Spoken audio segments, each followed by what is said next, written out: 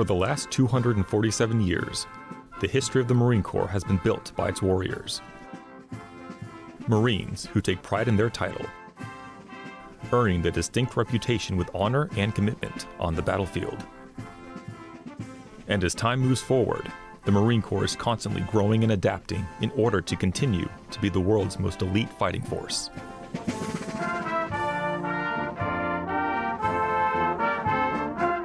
As the United States Marine Corps' 247th birthday arrives, we celebrate every Marine, past, present, and future. Semper Fidelis, and happy birthday, Marines.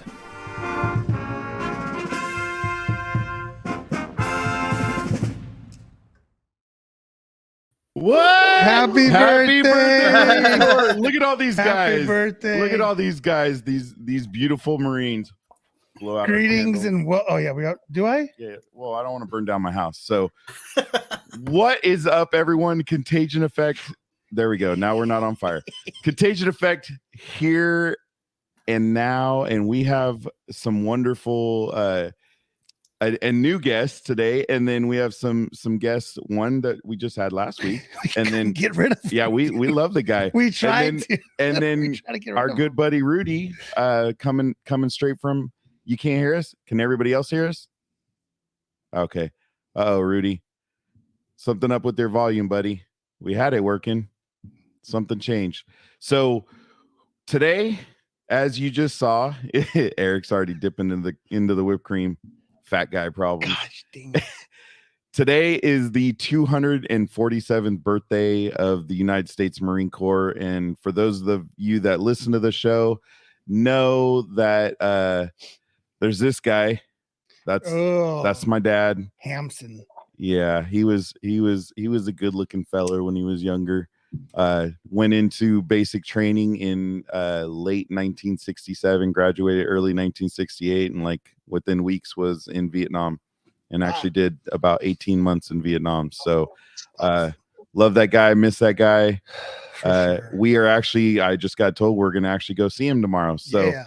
So with that, we'll get that done, and I want to talk to some of our Marines and talk about what today means Absolutely. to them. So welcome, gentlemen. Welcome. Thank you for your service. Yes, thank you so much.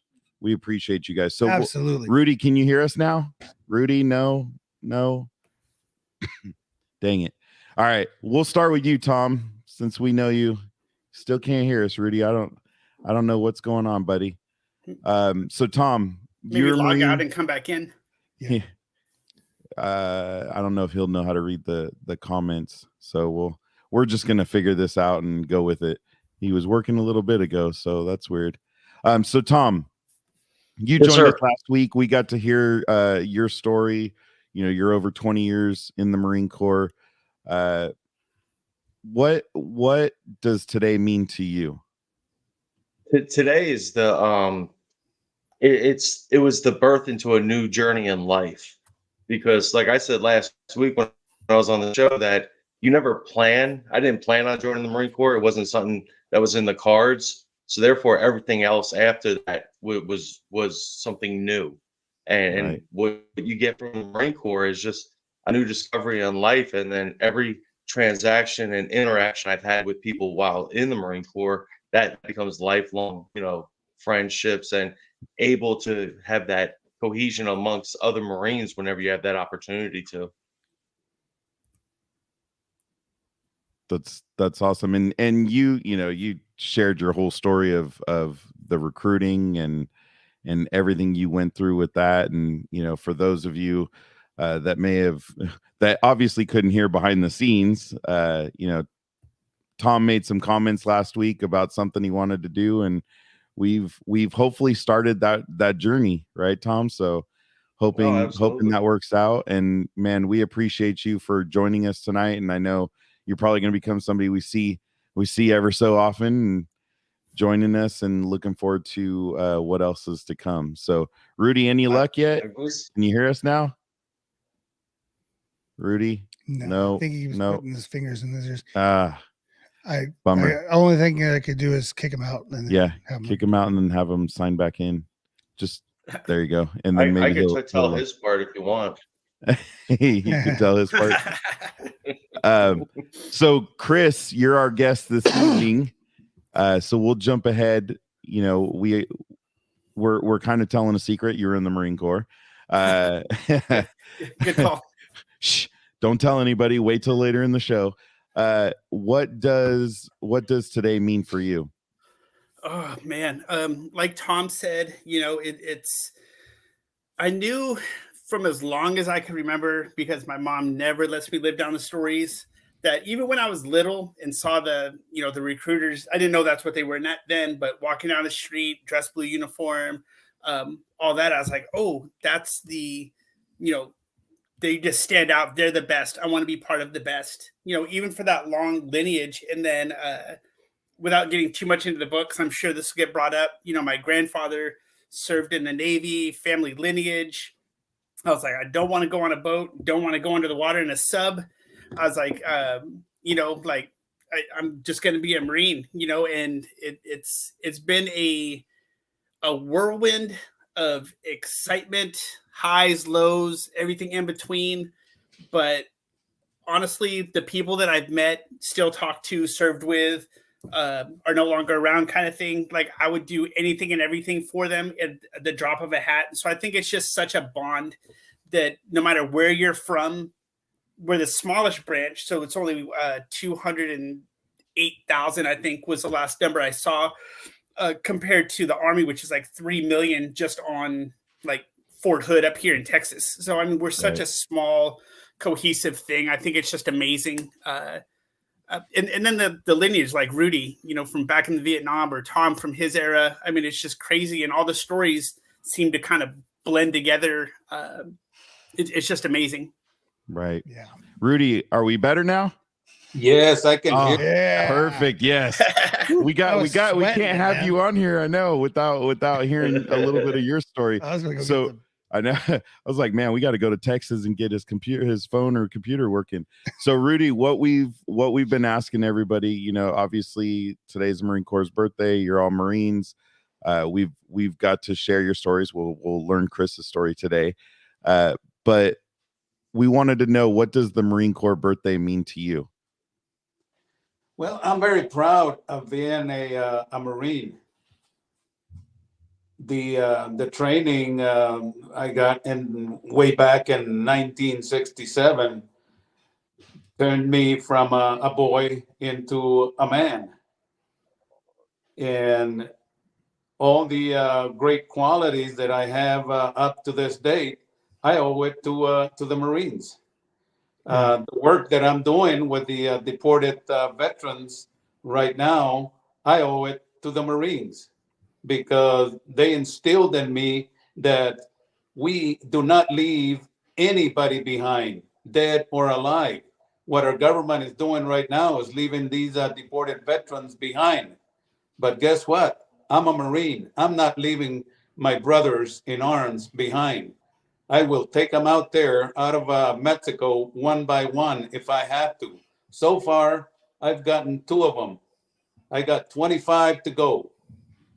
And we know between you, Duke, American Veterans First, and we'll gain some steam as we continue to talk about it. And we do, I think we still want to have a show and invite the other group that's helping you as well, and talk about it again. So we haven't forgot, but we do appreciate each and every single one of you, and again, Rudy Molina also wrote the book 13 Unsung Heroes.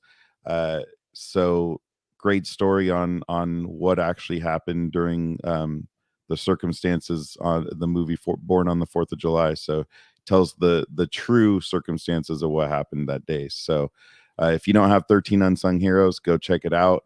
We'll make sure we link to that as well as what you're doing for the deported veterans. We'll also link that on the show, because that's all part of today's show as well.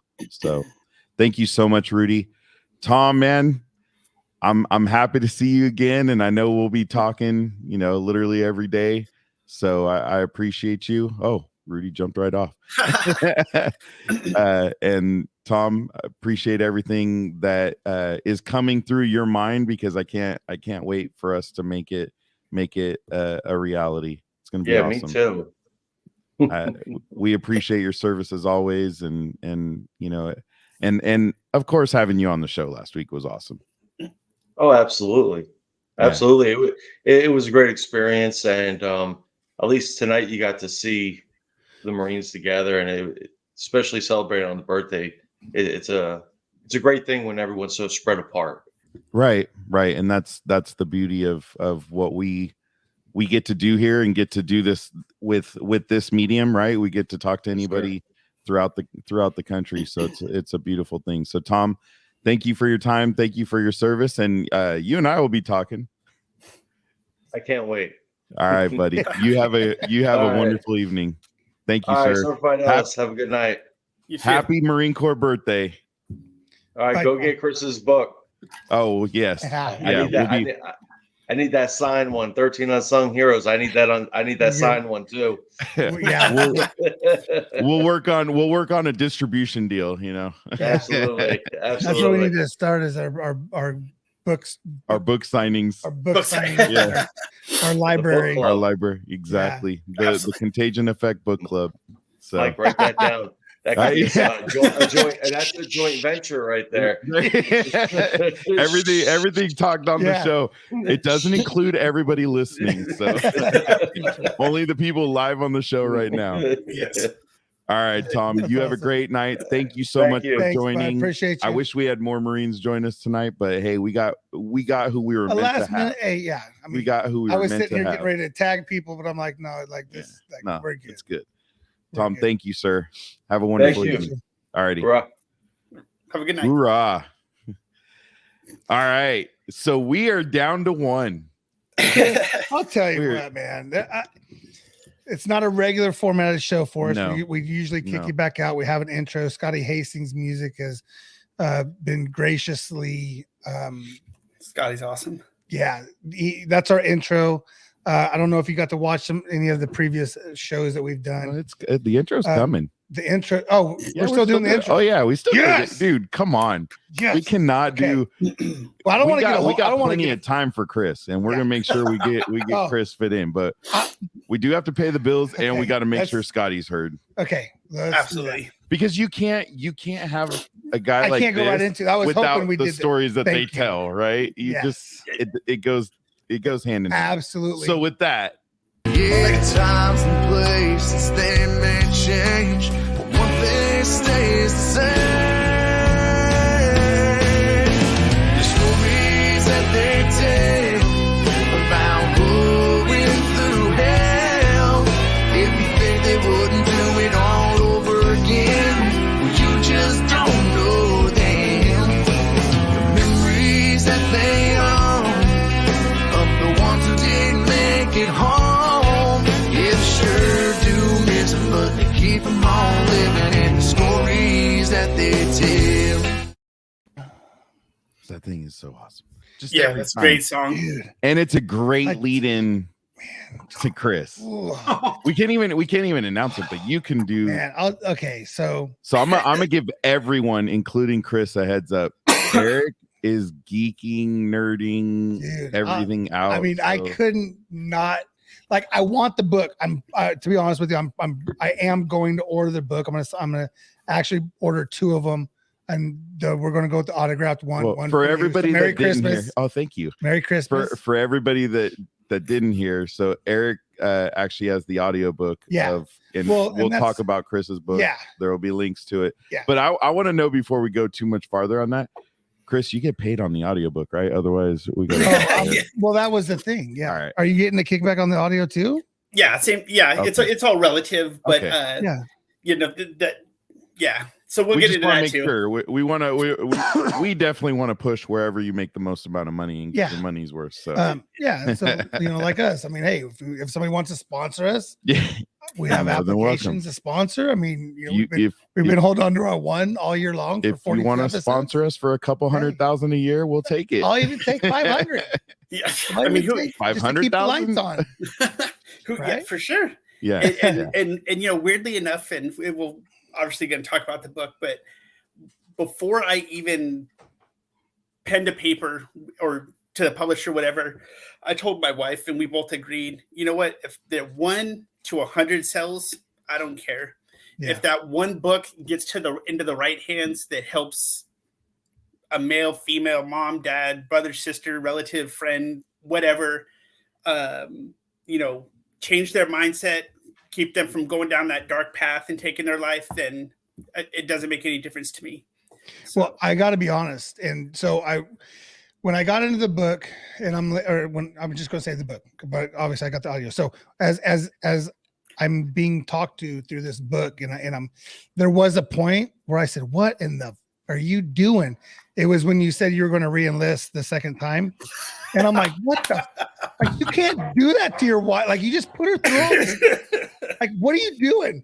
And the guy drives by me, and because I work in our yard at my work, and this guy's looking at me like, "What the hell's wrong with him?" I'm like, "What are you doing?" Like, I was like visually just pissed. I'm like, "What are you doing, dude?" I mean, come on. So let's go back, ladies and gentlemen. I'd like to introduce to you a gentleman who has been through way more than any human being needs to see. The ups and the downs, the highs, the lows, everything. Literally in his title of his book, it is The Terror, and it's a hefty years. He spent 18 years in the military, right? So it's terror to triumph, and the triumph is that he has a couple different diplomas. Okay, I'm jumping to the end of it. The guy's smart because he has a couple that I'm like. We now know a few Marines who used their time and got educated. Legit did it, got to the point of, hey, like, I'm going to have to do something. And he totally focused after his service and do like unconditionally heartfelt, like, joy for you, right? Because of what I know you went through when you were in the Army. I'm sorry, in the Marines. Whoa, no. Hold on. Hold on. No, the Marine, the Army logo just came up on. It was scrolled on my Facebook when he joined the Marines. Him and his buddy Josh in September of '95 joined. That's when they joined. But let me introduce to you, ladies and gentlemen, Chris Whittemore. Oh, we have a guest. Welcome. And I did have to go back to listen to how it was said the first, because I'm Whitemore, but it's Whittemore. So, Chris, welcome to the Contagion Effect Show. Thank you. Another pop. We'll join him in. So, real quick, Chris, this is Gary Miller. Hey, Gary, you're late, buddy. We partied already. This is another Marine, and actually, you just mentioned about Chris's degrees, and Happy birthday. This is not the only Marine that we know that used his time to get a little smarter. Yeah. This man, Mr. Gary Miller, I mean, if you need a CPA, this no. Hey, what? I already had to put my appointment in, and I talked to. Hey, so did I. I'm just saying. I got to get my BNI referrals. Dude, I don't know what you're talking about. Listen, sorry, Chris. I'm the one that referred you to him. I know. I want the special treatment here, which I usually get through. So, Gary, since you're not being a proper Marine tonight and you weren't on time, which is all good. It's all good, buddy. We know you're busy. Yeah, we know you are busy. We've asked all the other Marines that we had on what today's Marine Corps birthday means to you. Sorry, Chris. No, you there, Gary? Oh, can't hear you. Gary he loves that mute button. Still can't hear you, buddy. Where's your headset? All right. Well, we'll come back. We'll come back to Gary. Man, we're gonna be all over the place today. This is the Marine Corps thing right here. It is like adjust, adapt. It makes it fun. Yes. Well, that's I told everybody, so it's all good. But I don't want to leave any Marine out because as Rudy said, we don't want to leave anybody behind, right? So I want to make sure Gary gets his time as well, but I don't want to take away from you. So Chris, where do you live right now? I live actually down here with my wife in San Antonio, Texas. So we ended up retiring in 2015 from here and built a house, and grew roots, I guess. And right. here we are, and just it's grew those civilian roots now, huh? Yeah, and the great thing is it's Military City, USA. I mean, there's literally 2 Air Force bases, an Army base. It's just huge. I mean, everywhere you go, you're going to run into someone in the military, which is good and bad because, you kind of go out there and act show your butt a little bit, then people are going to be like, oh, like, look at this guy, you know, but then at the other time, if you need a lending hand whatsoever, there's military everywhere. So the resources are endless. So it's kind of the perfect place to retire. He got his trucker headset. Yeah, it sounds like he's back and up and running. We can. Gary What's Miller. Up, Gary Miller? Miller Mobile Tax Service. So I think you heard me right on what we were asking. Is T talking to you? Yes. My wife is asking me if I want my clown shoes. just the rosy cheeks and the red nose. Yeah. Well, no. I went to a B&I party the other day, and I actually went as a killer clown. And in doing so, I bought a set of clown shoes. That's funny. That's funny. Of course you did. So Gary, unfortunately we missed the earlier segment where we had everybody on, but I don't, we talked about no Marines left behind, and so wanted to make sure you got to share a little bit of your story. So what does the Marine Corps birthday mean for you? I know you were a Marine. I know you have multiple degrees, which, sounds like Chris did as well. So you guys both took advantage of what the Marine Corps offers. But what does today mean to you? Well, for me, it means the return of legacy. My great-grandfather was a Marine. My grandfather was a Marine. He took Okinawa Beach. My father was a Marine. My uncles were Marines. All 6 of my brothers were in the Corps. And I followed in the legacy. And now my nephew is looking at joining.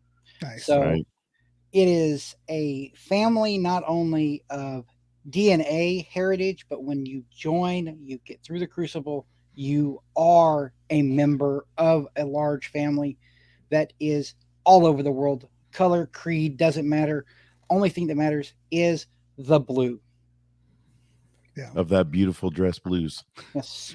Right. Well, Gary, when did you serve real quick?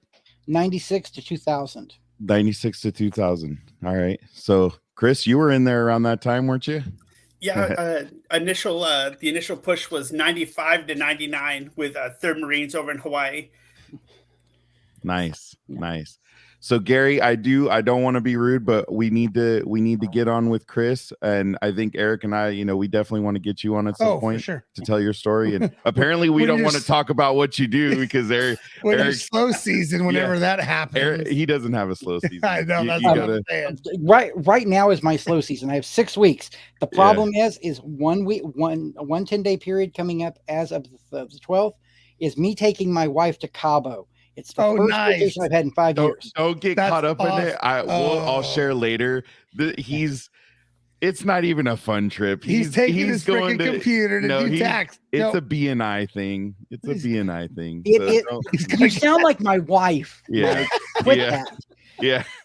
All right, Gary. Well, you have a wonderful. We appreciate you joining, and I know I'll be Gary. talking it's good to you in a few few days. You too, my man. Yeah. All right. Thank you, sir. We will catch you guys later. Semper Fi, buddy. I think I'm going to see you in February. Yeah. All right. So, I do apologize, Chris. So living in San Antonio now. Actually, Rudy was right down the road from you. Yeah. I think he's in that area as well. He's doing a good thing. He's got. There was a bunch of veterans. I think it was like 27 or 28 veterans that were deported. And lost all of their benefits and everything. So he's been slowly trying to get them back and help them out. And it's just going to take time. Yeah. Wow. It's a VA thing for sure. But it is now time for the Chris Whittemore show. we gotta get focused on Chris. Eric has a ton, we like to go down a path and just kind of show everybody, where you came from, what. And Eric already mentioned you grew up in Washington State, right? And at And 16 then- moved down to Paradise with his grandparents. Didn't Yep. get into the details of that, which is fine. No. Which is, I mean, Paradise is just right up the road from us. Are your grandparents still there? Or No, they chance or passed no? away. Okay. They passed away. Okay. Um, Just because of the fires, and I'm sure you saw Yeah. how that town got decimated by the fire. Yeah, a lot of childhood, well, I guess 16 to 18. but, adolescent. I mean, kind of. There's still lived memories. there. Yeah, absolutely. Like the covered Honey Run Bridge, you know, all that stuff. It's just, and to see it's like in ash and like where my grandparents lived, you know, ash, you know, that kind of thing. It's pretty tough. Yeah. Right. No, I Yeah. could only imagine.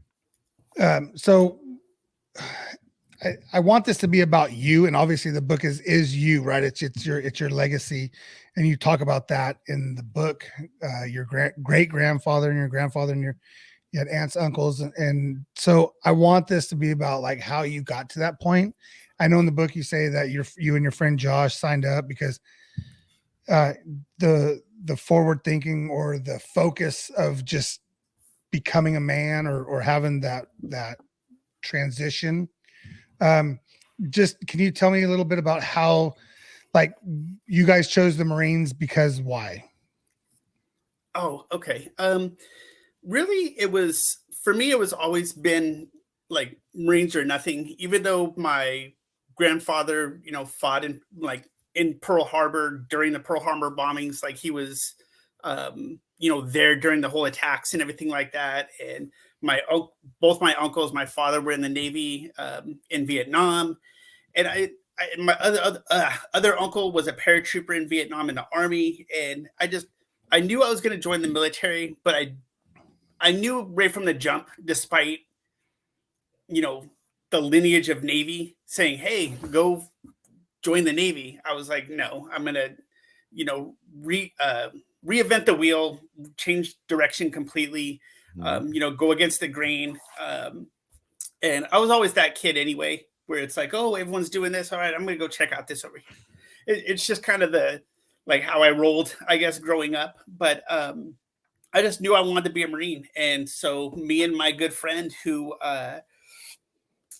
we graduated high school with ended up joining the Marines. And, you know, there's some stuff with him. He ended up passing away while we were in the military. You know, things went on in the 90s, and we, you know, and that one's still rough. I don't really go, I don't talk about it in the book. Don't talk about it in, you know, a lot of things. I've maybe been to his gravesite once or twice. It's really hard. Yeah, for sure. I mean, you guys went in at that point, and I would not have brought that up, but you did. And so I was thinking, I know, sorry, as I get into it, right?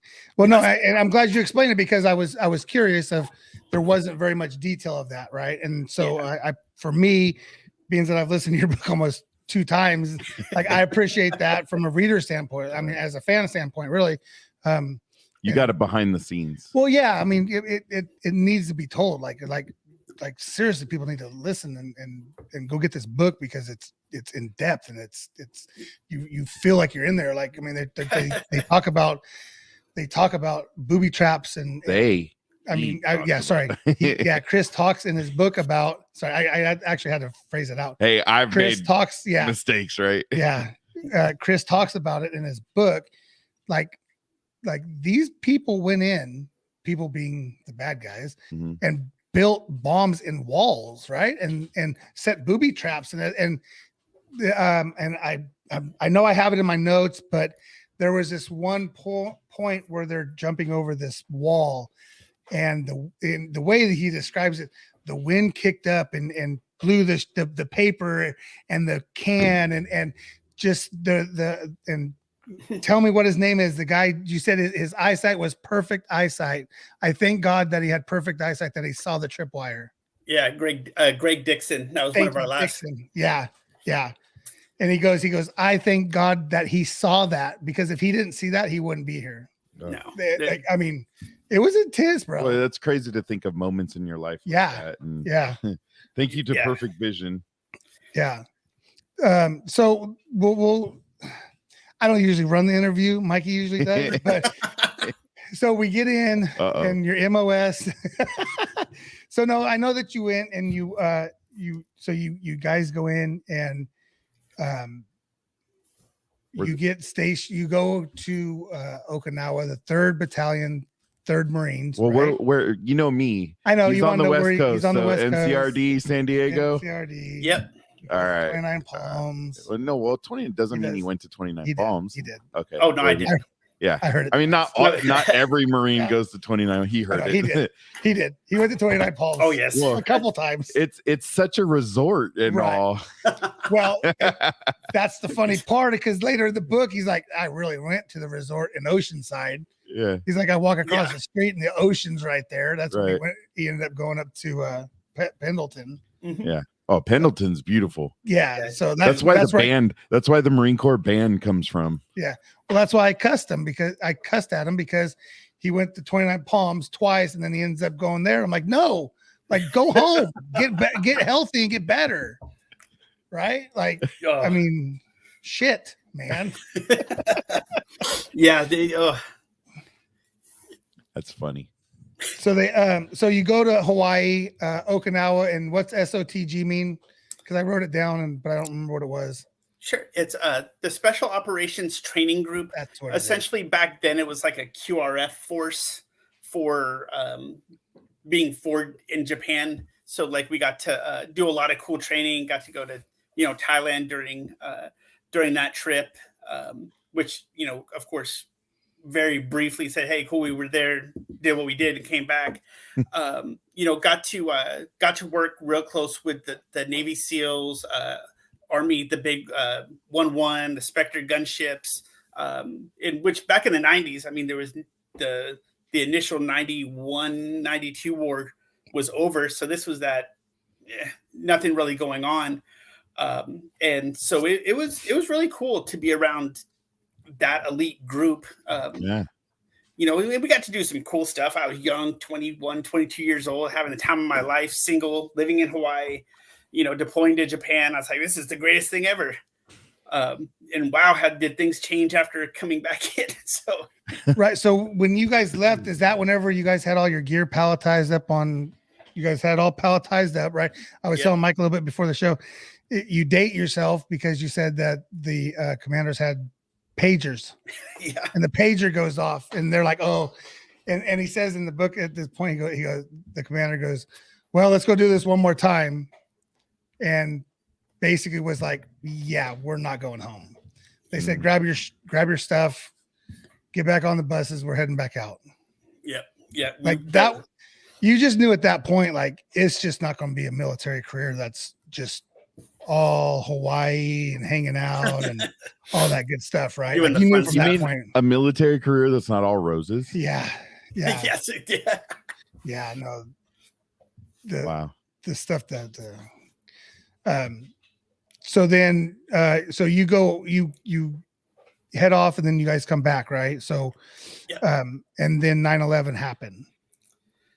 Yeah, man, 9/11, it was the weirdest thing. I was, my wife and I were living in Houston, and I was actually with, I'm pretty sure I was at the Houston Police Department, like a recruiting thing. I had to go down there and do like a test or turn in some paperwork or something like that. And literally the recruiter's like, we need to postpone this. And they're all sitting around watching the TV, like all huddled in. And I'm like, okay, well, I guess what's going on? And right about that time, the second plane hit. And I was like, whoa. I was like, okay. And then they said, all right, everyone go home, get out of there, because, no one knew where the next ones were going to come in. Yeah. And I literally walked out in normal Houston or a busy city, Sacramento, LA, there's cars, people everywhere.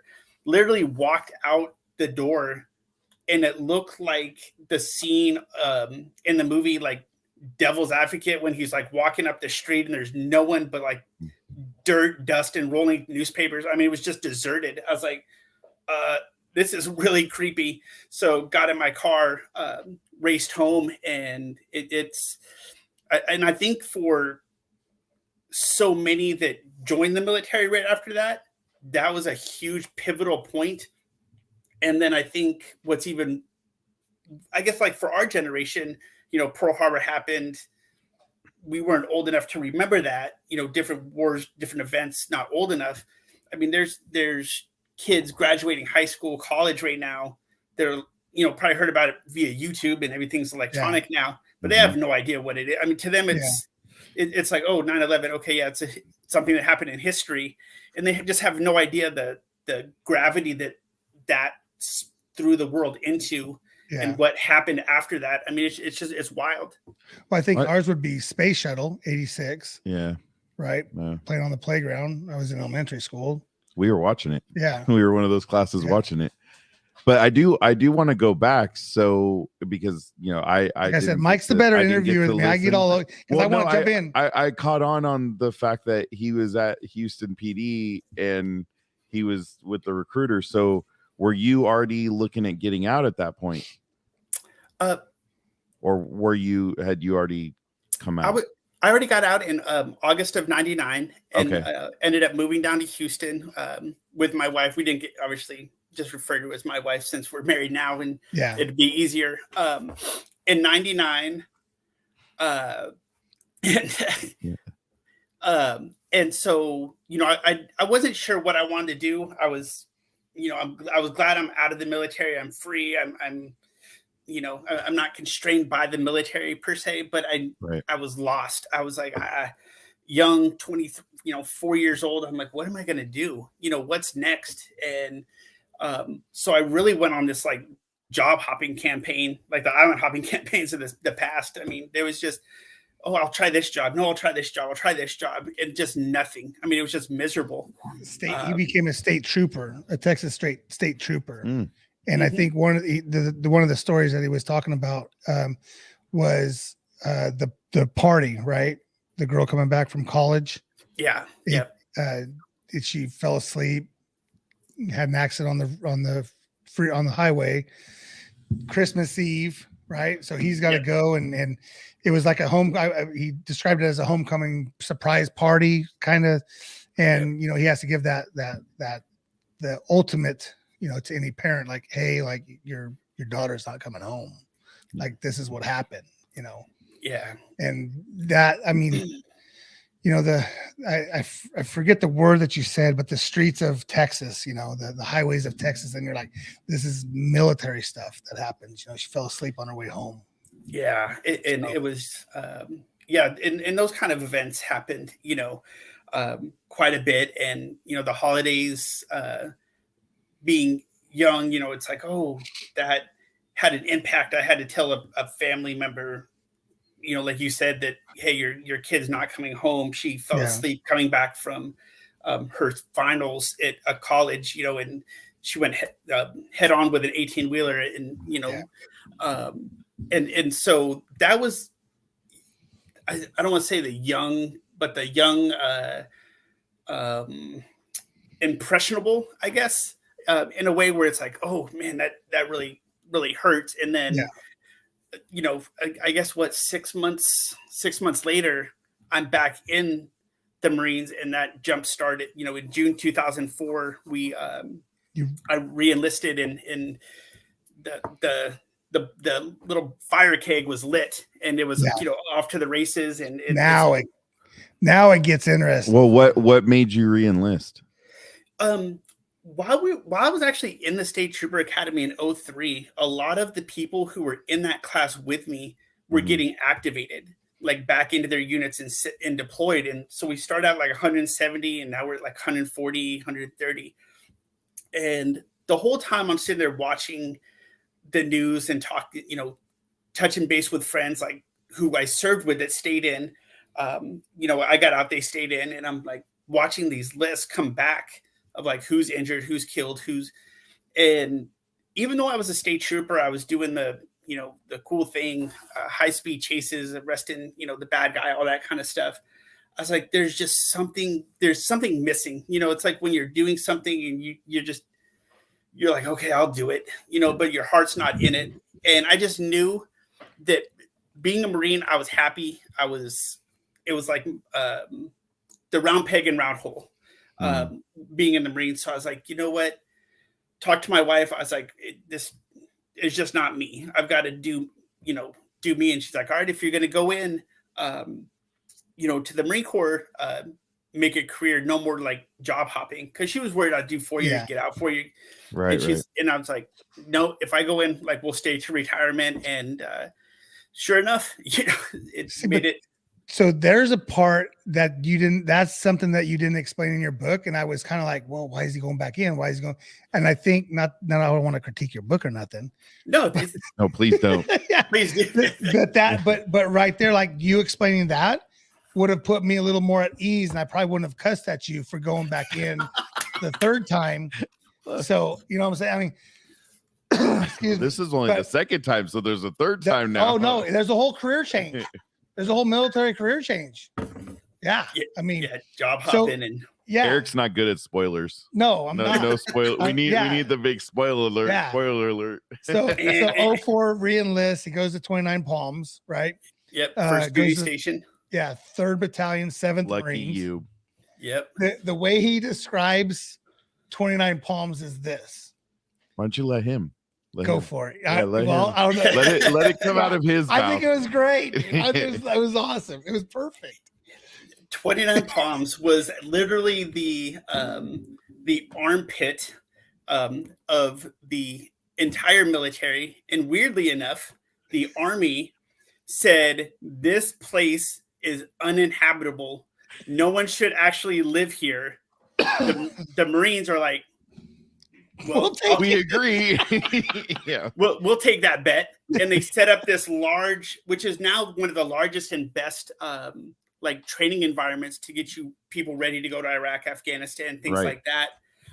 But yeah, that was our very first duty station, was 29 Palms, and we were going to be there for about 2.5 years. My wife would stay there while I deployed, and she stayed with it, and we absolutely hated it until we left, and then we really loved it. But it was literally on the way out there, there's this 2-lane road that goes out into the middle of nowhere. Like there's nothing in sight, not even like little small burnt down houses, nothing. And my wife calls me in tears, saying, "Where are you taking me?" Because it's just this rolling hills into the desert. Like I could have just taken her off there and dropped her off in a hole or something, But it turned out it's the worst place in the world. And people who love the desert, like New Mexico, things like that, it's like that is the worst place I've ever seen in my life. But it created such a tight bond with the people who were out there as well, that it made it, so great. And one of my best friends, I met while out there. So Todd Reed. It's interesting. Look at this guy. Got it all down.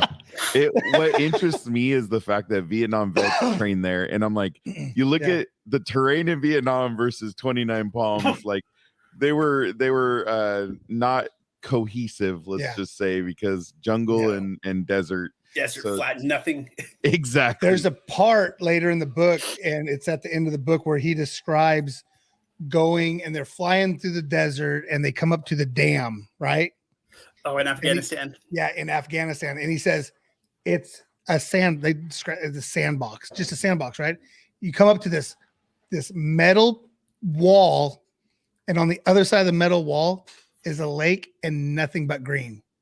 That's crazy. And so that kind of like that just were you like, this is a mirage? You're like, got to be a mirage. Yeah. Yeah, because you see you're flying over nothing. I mean, literally like over a desert, and there's just like, okay, there's nothing out here. I mean, God only knows how people, they don't have GPS out there. So, they must know where they're going. And, you get up to the top of the dam, and it's the water is like turquoise. The fields are like plush and green, like cornfields. Like, it's absolutely insane. And it's just like literally a wall. So within like maybe 50 feet from this side to this side, it's night and day. It's one of the weirdest things ever. But Afghanistan was,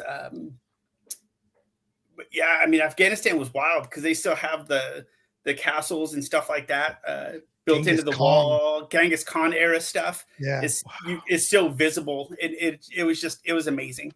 So I only bring that up. I only jump forward, Mike, because it's A, what I do, but B, we were describing about how, 29 Palms is just desert, and Right. just that and everything. No, perfect segue. Yeah. So I get to jump in. So Cat White, March Air Force Base. Describe a little bit about that. Like, that's kind of like where. So what is that? Where it began. Yeah. Cat White is the platoon, I guess, the group of about 80 guys that I linked up with when I first got to 29 Palms. And it's basically a combined anti-armor team. They're in gun truck Humvees. So there's, 50 cows, 240 Galt, Mark 19 grenade launchers. It's basically a mechanized platoon, if you will. We're down at March Air Force Base doing some training, and in that time it was nonstop. I mean, it was just you deploy, you came back, took some time off, came back, got ready, deployed again. I mean, it was a whirlwind. So we're down, cycling yeah, the whole time, just a bad cycle for sure. And we're down there, and I'm now not 24 anymore. I'm obviously. With age comes, your mindset starts to change a little bit. And sure enough, they come out and they say, hey, the Scout Sniper Platoon is wanting members to join the team and, go with them, and you're going to train up and basically deploy with them. And I was like, wow, and Scout Sniper, dude. And you already hear the story, yeah. My big thing, Carlos Hathcock, all those famous Vietnam snipers. I was like, oh, that would be awesome. And not really knowing the Pandora's box that I'd be opening by doing this, I immediately jumped on it. I was like, you know what? If I'm going to do this, I'm not going to get any younger. I'm not 19, 20, 21 like these younger guys. I need to, like, if I'm going to go recon, if I'm going to go do this, I need to go do it. Like, I can't wait until and then I wish I would have done that. Yeah. So threw my hand up in the air. There was a lot of guys who were like, what are you doing? They didn't want me to leave the platoon, but I was like, hey, I've got to, I need to fulfill myself. Yeah, right? absolutely. Like you said, you're not young. You're not like I don't want to say you've already been there. You've already done, but you've already been in, what's going on. Like, I need to build my legacy. Right. Yes. So yeah, great way to look at it. So there's a group of guys that he has, and Bolden, Teeter, Lara, Schultz, Nims, Bunts, Carlson, Trejo, Polsky. Did I get him?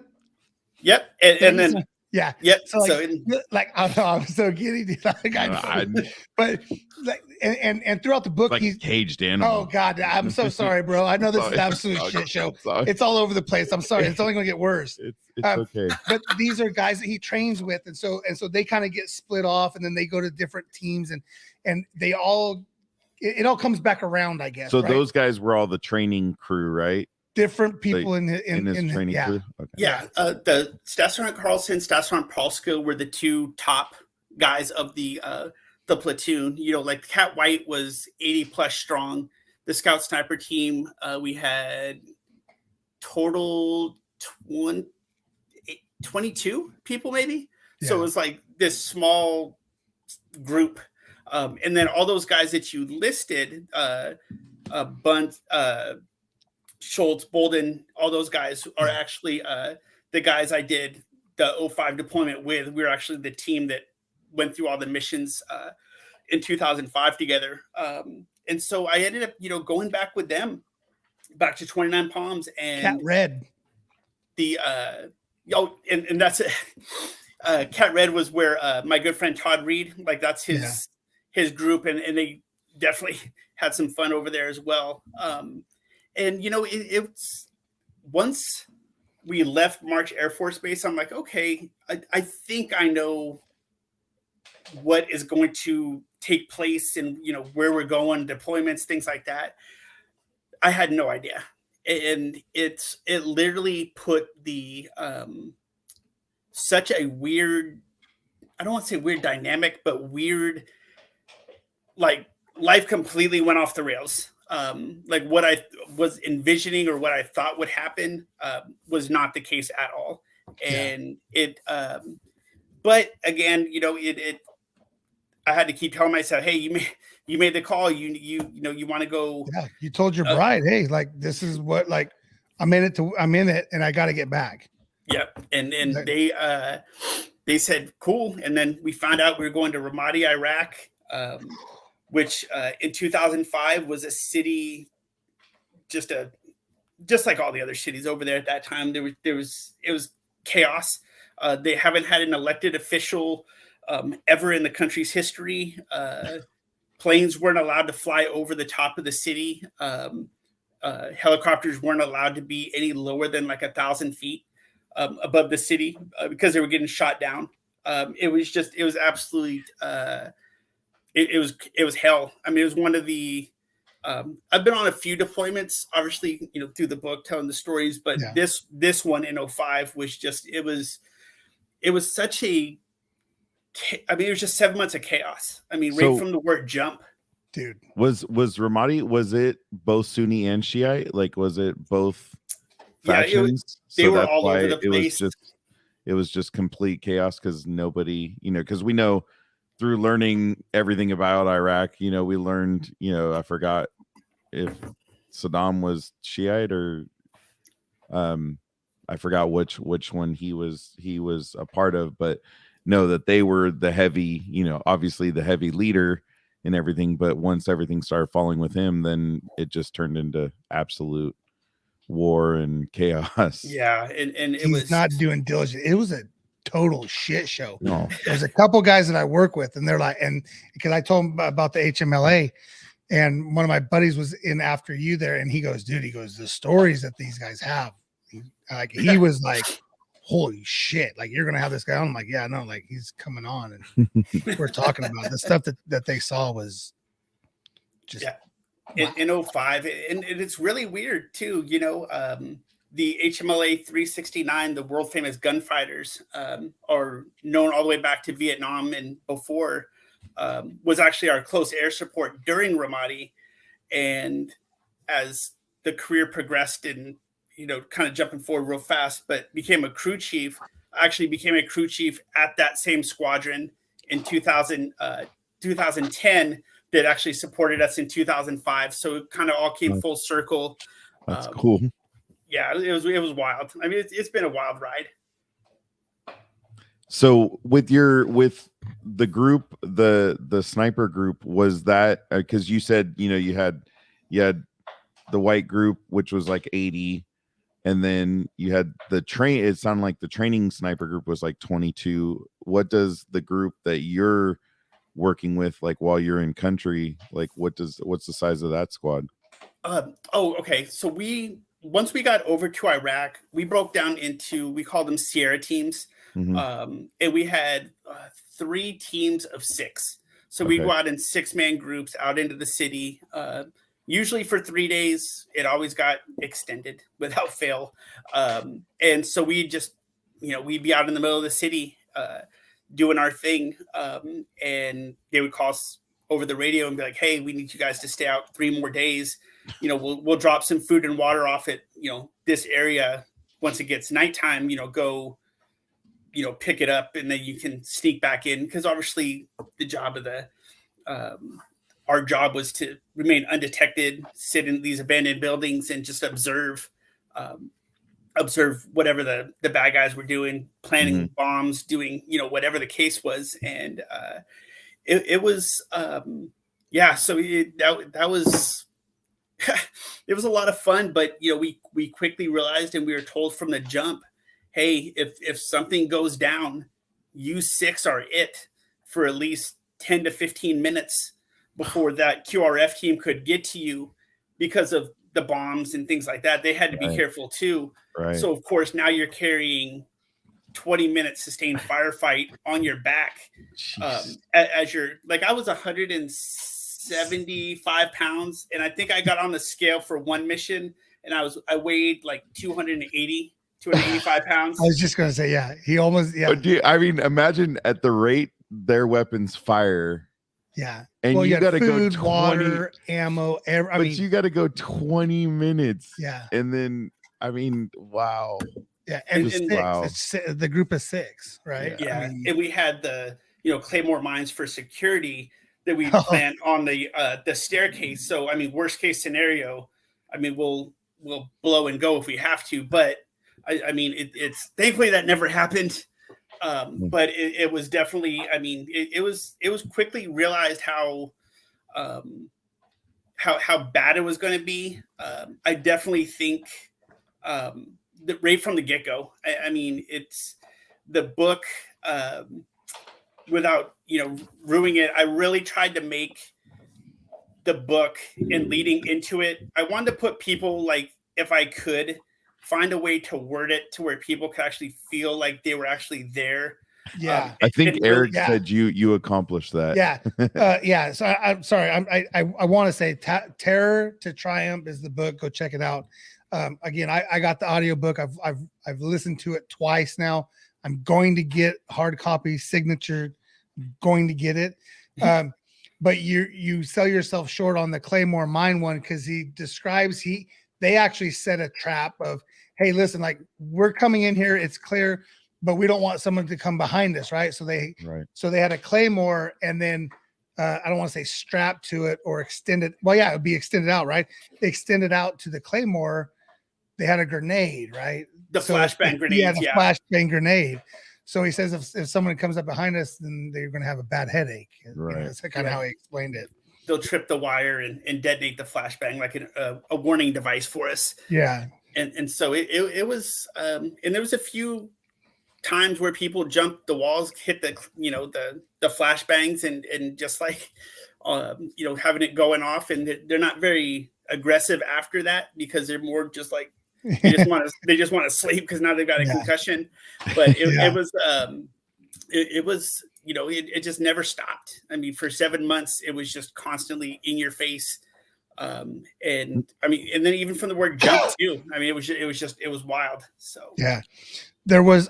So I do want to bring up the one you guys were walking to the cafeteria. There's different little areas that the Marines would stop off, and there was, guys could chill here and chit chat. This is in Iraq. Yeah, have a smoke here and then go to the cafeteria, and it's the one. I mean, I don't even, like I said before, I probably should have asked about it, but Swanberg, right? Like, I feel like I'm him. I feel like he was kind of like the life of the party, right? Like, kind of like everybody's friend, and he was everyone's friend. He like. And if there was, no matter what we were doing, if there was like food to be had, like that was going to be him. Like, and that's why we called him Lunchbox. And that story, we were in Iraq, maybe still young and dumb. Like, okay, cool, we're in Iraq, whatever. We're doing the transition period, but I don't think we were in Iraq for more than like 8 days. So we haven't even like taken over from the old unit yet. And we, they're about a quarter mile, 3/4 of a mile away. There's a little cafeteria thing where they've got, especially it's an air base, so they got Gatorade, all the good stuff that you're about to do without for 7 months. But we were walking, and there's these porta-johns in a row. There's some concrete barriers like what you'd see at a concert to, keep people out of a certain area. And that little area was like the smoke pit. Everyone, as we were walking in a group to go eat, a few guys stopped. Oh, we're gonna have a cigarette and then we'll go and whatever. But we weren't doing anything, so it didn't matter. I really wrestled. I was like, wow, you know what? I'm gonna, I'll hang out with these. No. And I really was about to stop and smoke a cigarette myself, but I was like, no, I'm hungry, so I'm just gonna stay with this group. Well, shortly after, by the time we got from that point to the front door of the cafeteria, which is probably only, 200-300 yards away, maybe, we heard this big explosion. And on that base, they've got the counter artillery where if the enemy shoots in, it locks in on the radar and they shoot back, and, they have a real bad day. So we thought that's what it was at first. So we didn't think anything of it. 8 went back a different way, back to the tents. It's just a madhouse. Everyone's scrambling, running around. Well, as it turns out, without giving away the whole story, as it turns out, those guys who were sitting there at the Jersey barrier smoking, a rocket had come in from the enemy, landed right next to them and killed all of them. and killed Swanberg, basically turned him into a mist against the barrier right there where they all stopped to smoke. And later on in the book, we found out that the chow hall aboard that base actually put a plaque with his name across it over the front door of the chow hall, because they knew how much he loved to eat, and his team was able to get it like a memory thing for him above the chow hall, so everyone who went through there would see. And that was 9 days in, and that's when we knew, like, oh, damn, this is real. Yeah, this is about as real as it's going to get. And so, yeah, and that jump started the Ramadi. So it was. Well, if nothing gets you fired up, that will, I guess, right? Yeah. Yes. Yeah. That's, wow. There's so many little bits and pieces that I just want to kind of throw out at you. Where there was another part where you were kind of describing. You were walking and you heard, I believe you described it as slamming sound created by a bolt action rifle chambering a bullet, right? Going to the whites. Yeah, just you froze, right? Like I mean, gosh, you know, everyone knows what that sounds like. Yeah, right? Anyone who's ever shot a gun or racked a rifle or whatever. Yeah, I mean, shot a rifle, yeah. Yeah, and it was one of our missions. You know, we were going to the white school. It's an old abandoned school that's like 7 stories at the end of this dark Nightmare on Elm Street looking road, and I was the point guy, and as soon as we round this corner, and we knew there was enemy snipers. Yeah, definitely. But I round the corner, the rest of the team's behind me a little bit, and making sure there's no like enemy or anything like that. And all of a sudden you just hear that bolt action rack. And we knew there was like Chestian snipers operating throughout the city as well. So I mean everything else, right? You hear that rack, and it just I froze. And a good friend of mine, Andy Bolden, was behind me. And the door was melt. So basically just like melt like a piece of ice, like real slowly get down. And he said he told me it like 2-3 times, but I couldn't move. I was like, and just waiting, and nothing happened. We don't know what it was, where it came from. If maybe they were looking a different direction, we just heard it echo through the buildings. But yeah, that was one of the many close calls that we had, or that occurred just in that first, first 2 months of that deployment. So yeah, I want to jump forward. I want to jump forward a little bit.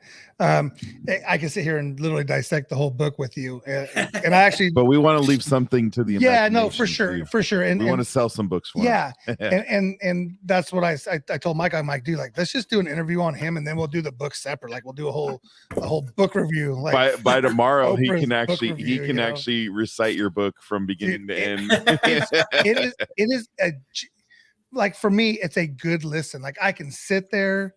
Yeah, he's got it's on the link. No, it's on at Terror to Triumph on Amazon. On Amazon, there's like 4 different styles. I'll link directly to it on the show notes tomorrow morning. Yeah, no, I mean it's like I said, it's going to happen. I just wanted to be able to get into it, and listen to it.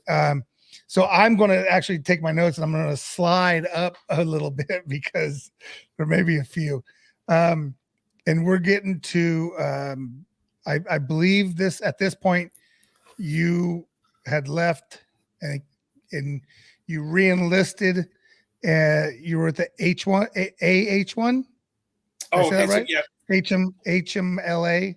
Which at work we have FMLA, but that's not the same. That's a helicopter squadron. Yeah, that's HMLA, right? You know why I know that? Because my dad was in HM16. I want to say. Oh, wow! I gotta look. HMLA 369. Yep. And so, like, this part of the book is like, I'm leaving a huge gap because you told me to, and so. it like this is like and don't take it the wrong way. This is like the old man that came back and like, hey man, I got like one more mission in me. Let's just go do this. And I was telling Mike about it earlier. I'm like, dude, 50 caliber guns on a freaking helicopter, like that in itself. I mean, just to shoot a 50 cal, dude. That recoil. I mean, how does that even happen in a helicopter? Well, that's because it's bolted down. Yeah, but you're still in a helicopter, though. Yeah, but it's bolted down. I mean, doesn't. Hey, well, what about the Warhog? I mean, look at the Warhog, and you talk about what they shoot. I mean, they're shooting beer cans. So before you explain this, can you explain when you guys first went off and you guys were doing training missions in the city of LA? Can you explain a little bit about that excitement that you had? Because I think that was actually, to me, I was like a tourist, right? Because I can literally picture everywhere that you're talking about. And then there's this one little tidbit that he talks about how he was kept in the helicopter. Oh, yeah. Or what kept him in the helicopter. Yeah, no, we as a crew chief, we got to do a lot of great things. We did some flyovers for the San Diego Chargers football games. We did the LA, we call it the LA turf route, basically where you're up there zigzagging through the like LA, basically zigzagging through the city and like looking eye level with like maybe the 50th floor in some of the buildings, like, and they're looking out the windows like, what is going on? We'd go up to the Hollywood sign, hover over there, and everyone's on the observation deck taking pictures, things like that. Ass would that be, right? You're like checking it out. Oh, look, there's the telescope and the domes, and there's freaking HMLA sitting right there, just hovering. Yeah, just a big old like helicopter chilling. And when you're in the back, there is seats. That the canvas seats with like a little 2-point restraint, but as a crew chief, you need to be able to move around the back of the helicopter, help diagnose mechanical issues, anything like that. So you're on kind of like we call it a gunner's belt. Is basically this big, thick canvas belt that locks like a seat belt, like on your chest, and the other end, the tether end, I guess, if you will, goes down and clips onto the an O-ring on the floor of the helicopter. So worst case scenario, the G's are going to hold you down if they have to yank real hard for something, but that little strap is what's basically kind of holding you in to the helicopter. Same thing in Afghanistan during the deployment. It's not a whole lot. Unfortunately, for my friend in the book that I flew that last mission with, that gunner's belt was, his demise, but he was allowed to help, and he saved, those other guys on the helicopter as well. Yeah. Which that's kind of jumping way ahead, but yeah, that was the way you describe things. It's intriguing, right? You hold the audience, and the way you can describe some things there. And there was a part where you started talking about therapy outside of military, right? Like how that you get to a point where you kind of have to separate it, but you really can't. At this point, you can't. I mean, you've been in for what, 14, 15 years, even though you did it, you did 18, right? But you're at that point where like therapy is going to be a big part of this, right? It's going to be the recovery for you. Yeah. There's something that's going to have to give. And, my wife was, and I can't give her enough credit for like putting up with the stuff that I put her through. And I tried to, explain like some of the stuff that she had to endure and deal with, from the late nights, like, hey, we're, out of beers, 1 a.m, get up, go to the store before they close and buy us, 30 more, quick, hurry, from, and all the deployments, all the chaos, the isolation.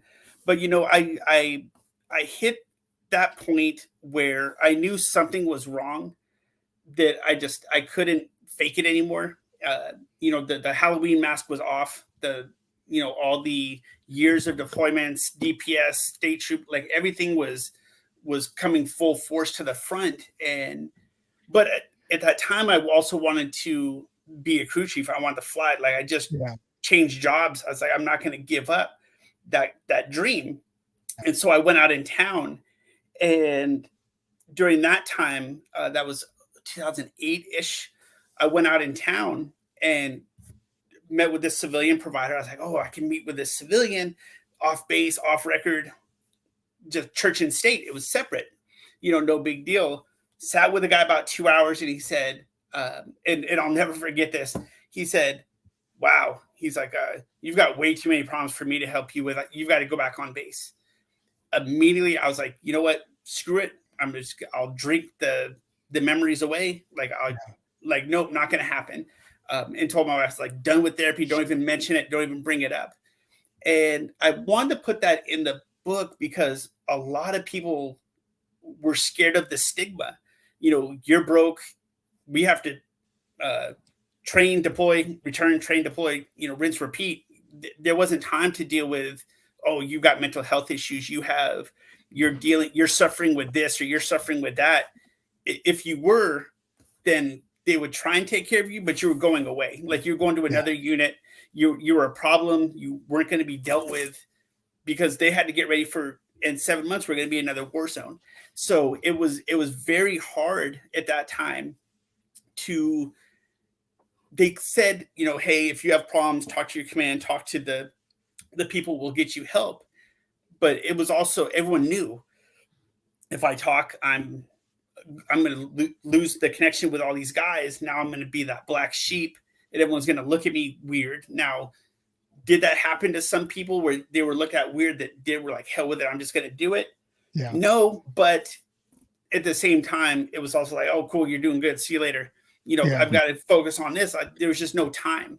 And that was a really pivotal time when those numbers for vets, corpsmen, the medic, all that stuff coming back, people were just taking themselves out left and right because they thought, well, the stigma, lose my connection with all these guys that I've worked with the last X amount of years, or take myself out of the equation. And unfortunately, a lot of them, went that other route, and it's a horrible thing that occurred. And I was just going to say, Mikey's shirt. Yeah, Mikey's got his Till Valhalla shirt on, and I rocked the 22 Mohawks, and I wanted to reach out to you about that and get a little personal and ask how you were doing.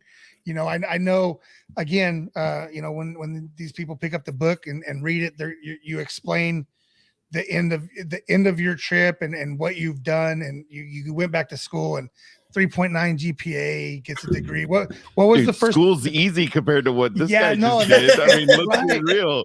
Well, like, that's a cakewalk. It is, and I don't want to speak for him, but what he went through. I mean, dude, the concussions that there's a gosh dang it, there's a part of his book where he's like, he asked this soldier, like, hey, did you hear those people talking on the other side of the wall? And they're like, and he's like, dude looked at me weird, and he's like, yeah, that happened like 10 minutes ago, dude. Like, and he says, like, in the book, he feels so congratulations on that. That is it is to get out and to be able to function and and to be certified as PTS, not D, but to have PTS, and then to have this life after.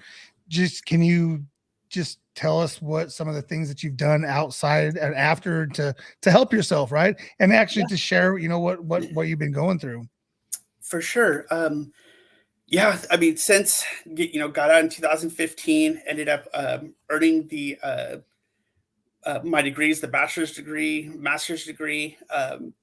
Before getting out, the neuro doc was like, hey, don't worry about it. Don't worry about getting an education, because you're not going to be able to.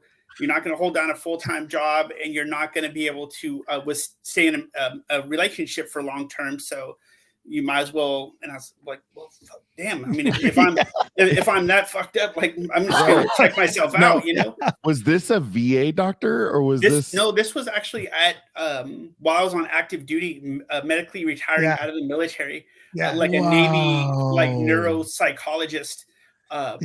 Imagine Oh, that's by the way, part of our issue right Yeah, there is that when you're told that, where do you go? you go pick up a bottle of booze and And a case then- of beer, and Yep.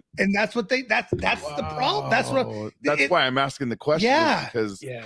if that's what these men and women are hearing when they're leaving, from the from the employer that you've just spent your life training for, you put and your life protecting on the for, line for, and killing for, and all this stuff for, and now they're telling you, hey, by the way, you're not going to be able to hold a relationship. How long have you been married? 22 years. You're not going to be able to learn anything. What kind of degree did you get? Master's degree in forensic psychology. Yeah, forensic psychology, dude. Like literally could go back and tell the guy, hey, kick rocks, dude. Check this out. No, yeah. So I mean, Wow. That's the triumph, right? Like that's like overcoming the obstacles, That's and and that's what it's all about.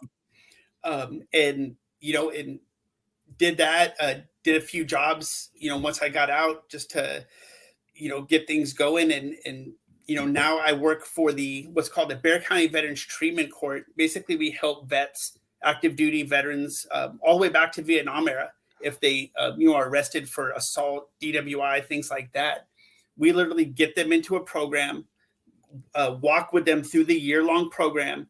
And once they're done, their cases are dismissed and they can apply for expungement. They're basically getting a slate wiped clean. And that's what all the guys, Rudy. Yeah. Well, not all of them, but a lot of there's them. a lot of the guys that Rudy is trying to get back in. They got in trouble and they got deported because they were military, and then they got deported because they came over and fought. Well, they were never given their citizenship, and unfortunately, once they came back, they went. They probably heard what you heard, and they took it negatively. Yeah. Well, I mean, we got to get them back in the U.S. first. Yeah. That's the hard part.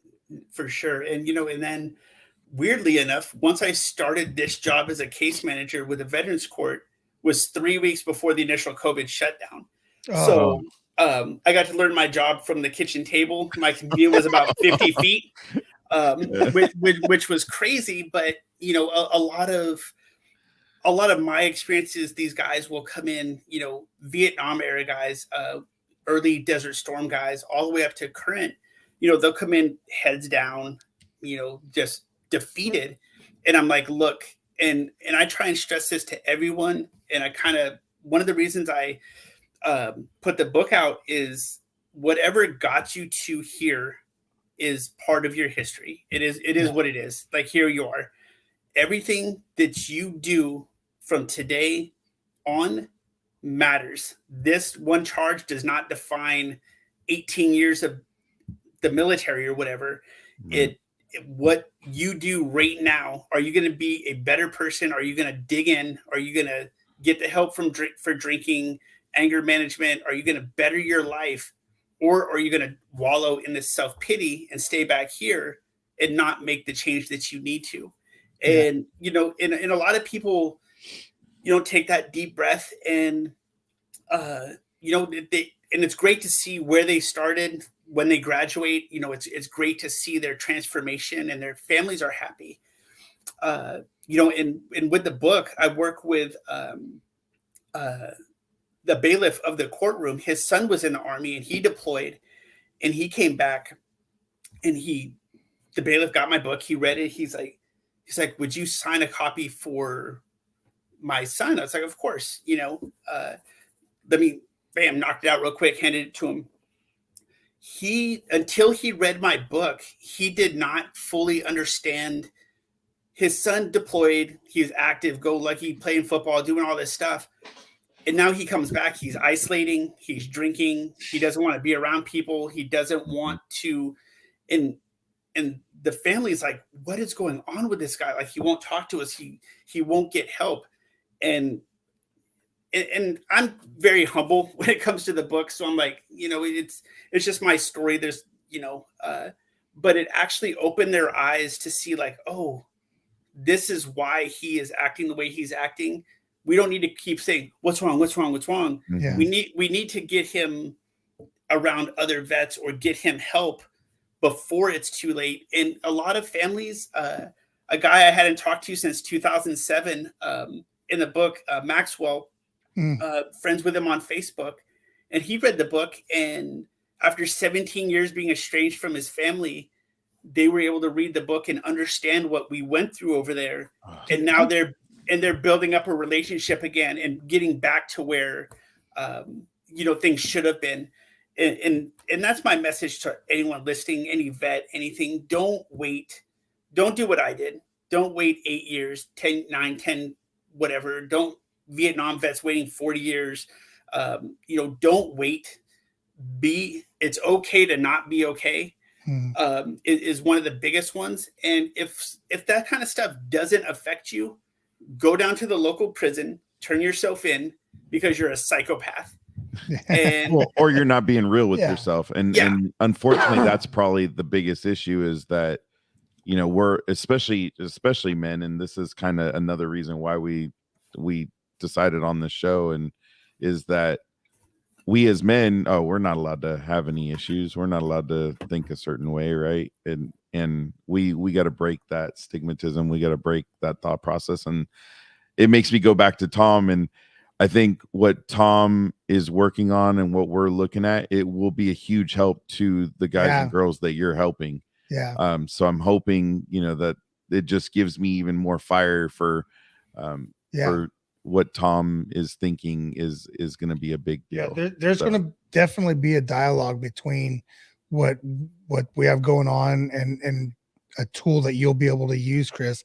But I'm going to need about 50 books, to be honest with you. and there's one specific one, and like literally I'm the emotional guy of the show. Like I've cried on this show. I've taken my shirt off on this show, and like I'm not getting teared up right now, but I'm thinking of my uncle who can't do 4th of July, didn't have kids because of what he went through, right? And he grew up here in Houston. He worked at the grocery store, and so he went off to war and he's never handled it, right? Yeah. God, I hope he's not watching, but I'm gonna need a book on the internet forever now. Yeah. Well, my thing is this, like as a veteran who has written this book and been through the horrors of it, in your opinion, would it be something that I'm like, hey, dude, can you write this little paragraph about, hey, it's okay? I mean, this guy is my uncle, right? Like, is it something that you give to a veteran who shelters himself? Like, well, I think we just learned that the hard part is, and Chris, I want to actually let you speak to it, so I'm gonna shut up. Sorry. No, go ahead and speak to the question. Yeah, sorry. Honestly, I think the good thing, I don't know, the book that I wrote, what I really didn't want to do, and from someone who's listening to it, hopefully you can confirm this for me. What I didn't want to do is write another book that will lead to a screenplay or a movie or whatever that is, the lone survivor. All these battles are great. They're part of history. They need to be told. But before I wrote this book, I was actually looking and said, you know what? There's tons of books that talk about deployment stuff, what happened over there, things all the way back to Vietnam, to all these different events. But there's not a single book out there until now that actually takes the person from the deployment once they're back home. What is the family dealing with? What are they dealing with? Yeah. Why do they swerve going down the road when they see a bag of trash on the side of the road? Yeah. Who does that? But to us coming right off that deployment, that's a bomb that the bad guy could detonate, and but to answer that question, I definitely think the stories per se, like obviously weren't, in Iraq in 05 or 07 or whatever, but I think it's more, or even for first responders, firefighters, paramedics, things like that. I think it's more of the story of you can hit rock bottom, like I did multiple times, bounced off, hit rock bottom a few times throughout my career. But it's all about how when you do hit rock bottom, and I wish I would have put it in the book from the Rocky movie. It's not about how hard you get hit. It's about, can you get back up and keep moving forward? So Mike I work with Mike, and so he's a different Mike. Yeah.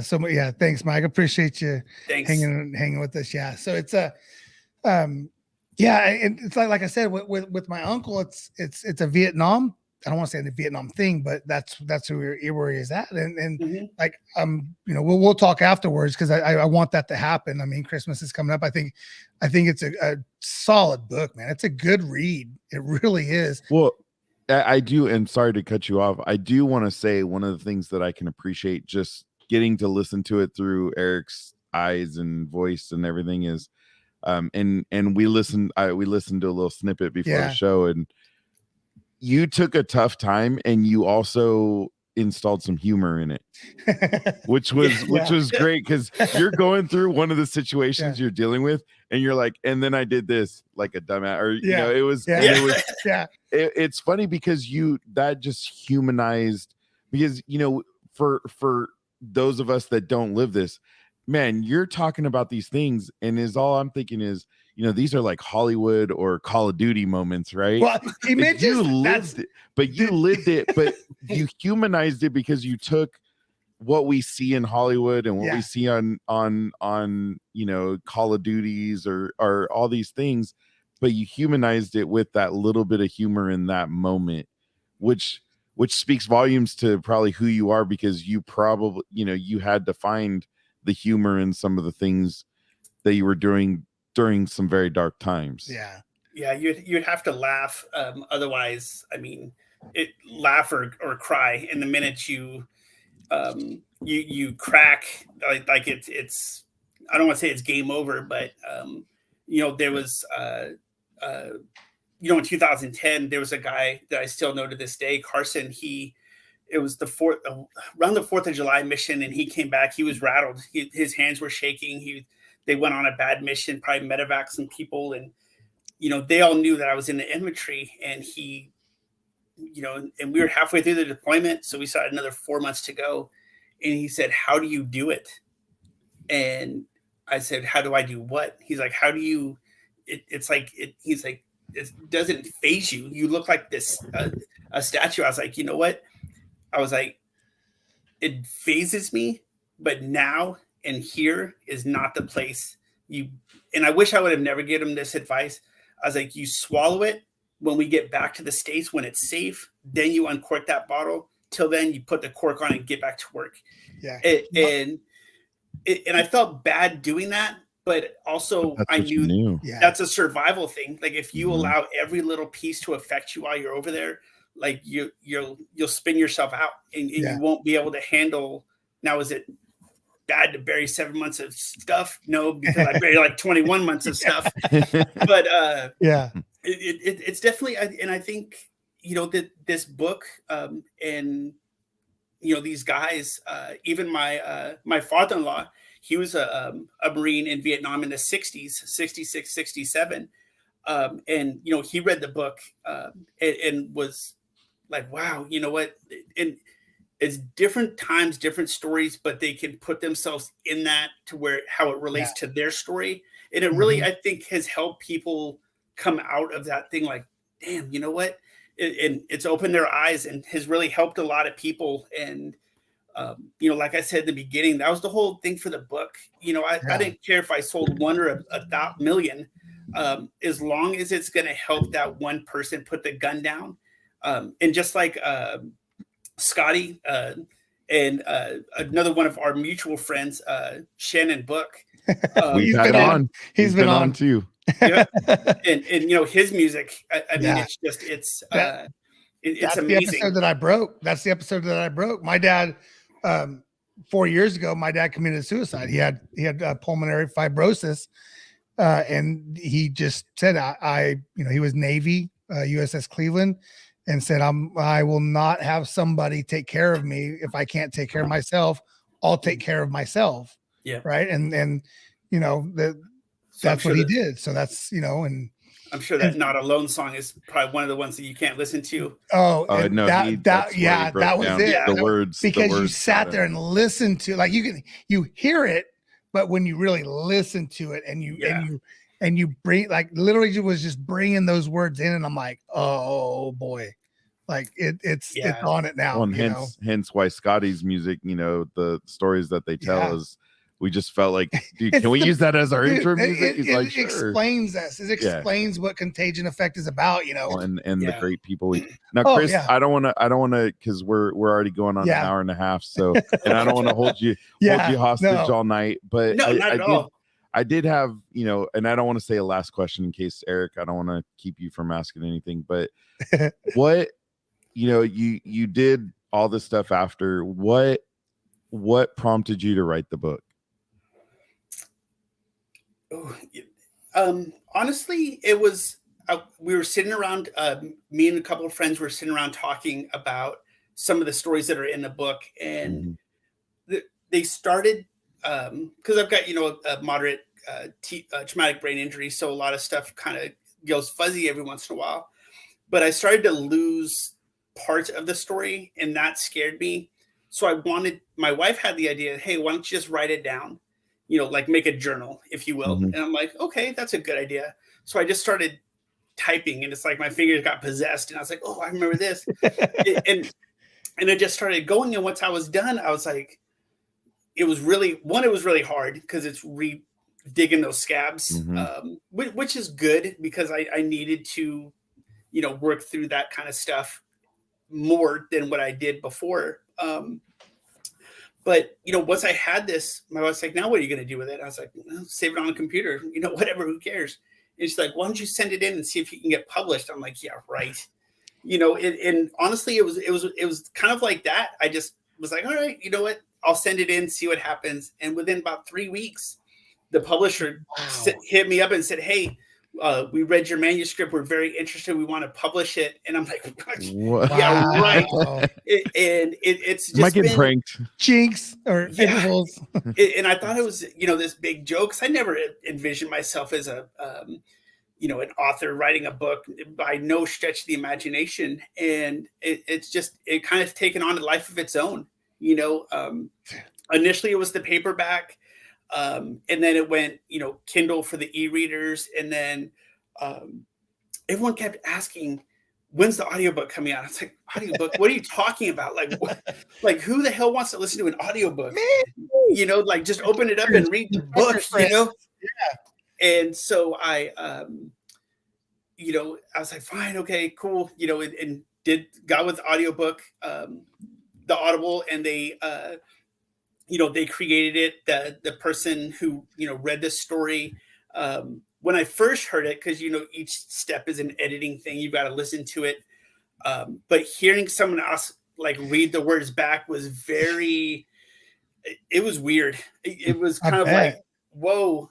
And the one thing that I had to come to grips with too is, each one of those stories is not organic to me, but organic to our unit or whatever over there.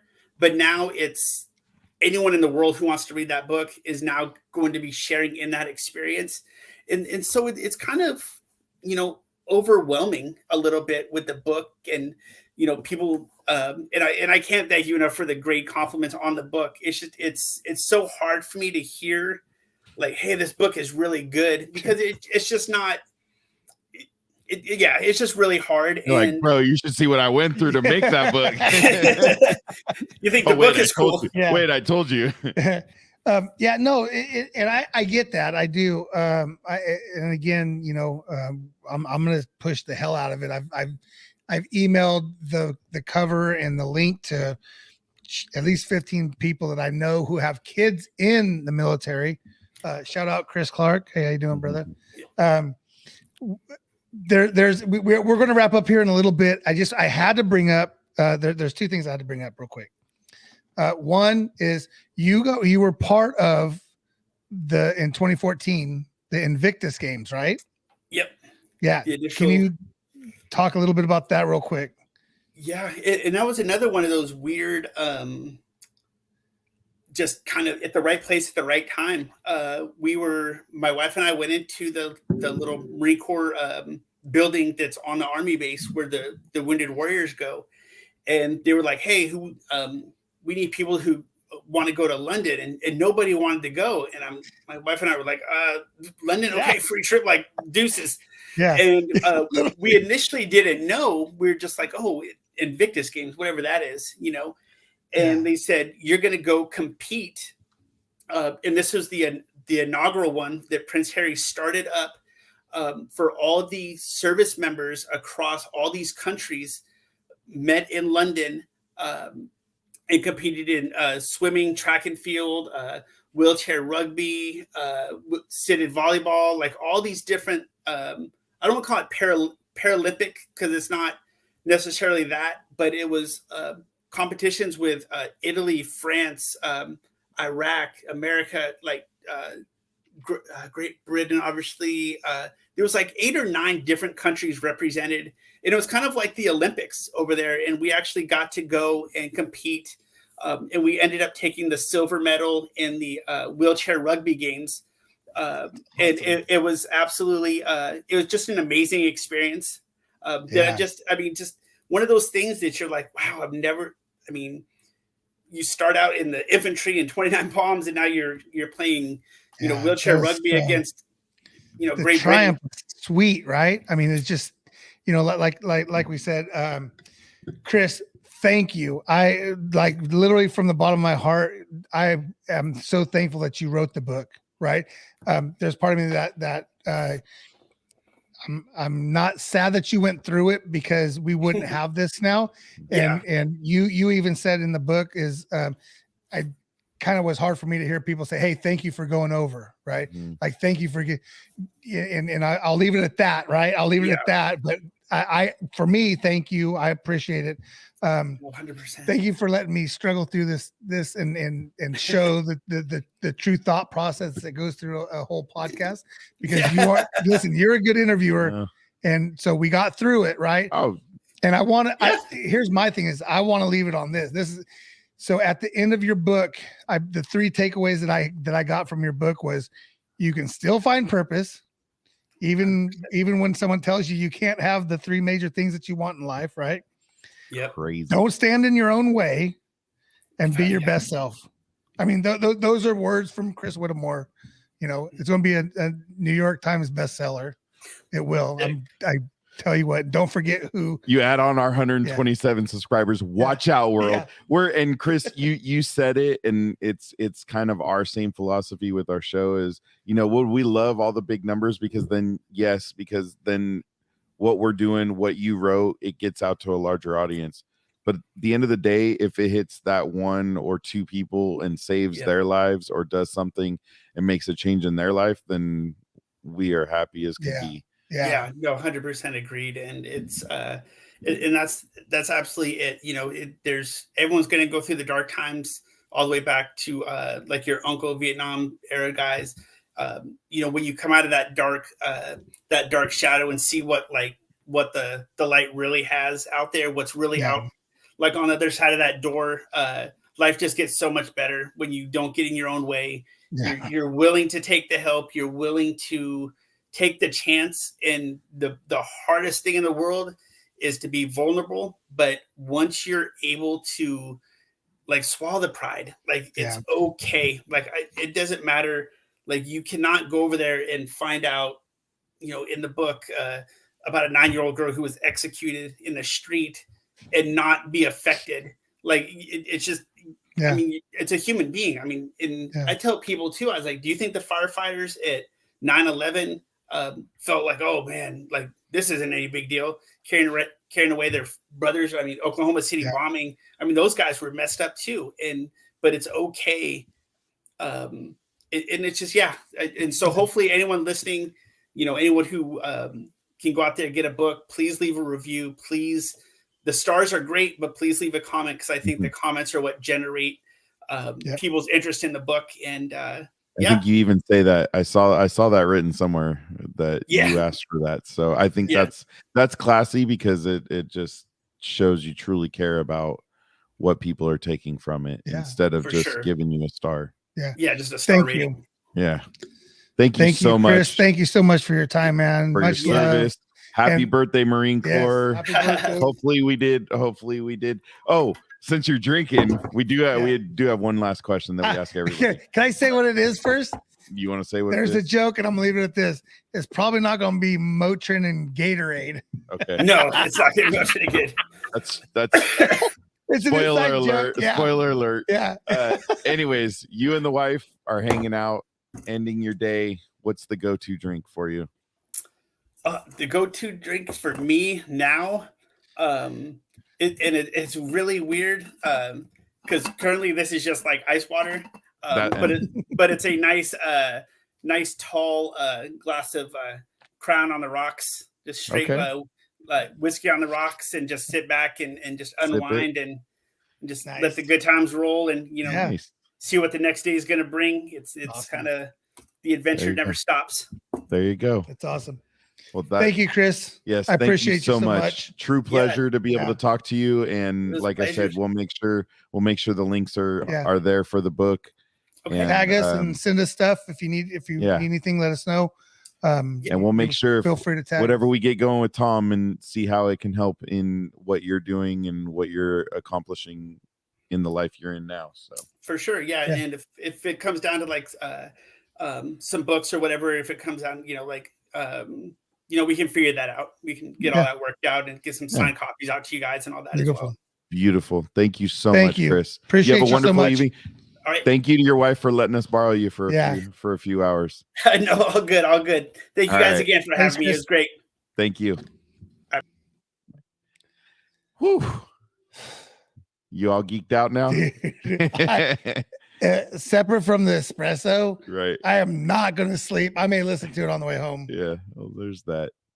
The espresso. That's funny.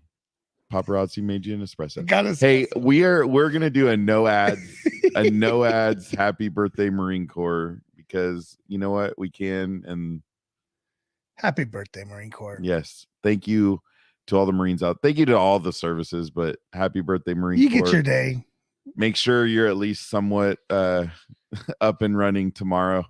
Yeah, I know the one Marine I talked about earlier. He won't be. Hey, get out tomorrow and go do something. It's Veterans Day. Yes, happy Veterans Day tomorrow. We'll be going out to the parade, and we probably might be going out to Santa Nella. Yeah. Might hit you up out there. Yeah. Mikey. All right. Deuces, buddy. Let's get it going. Get it.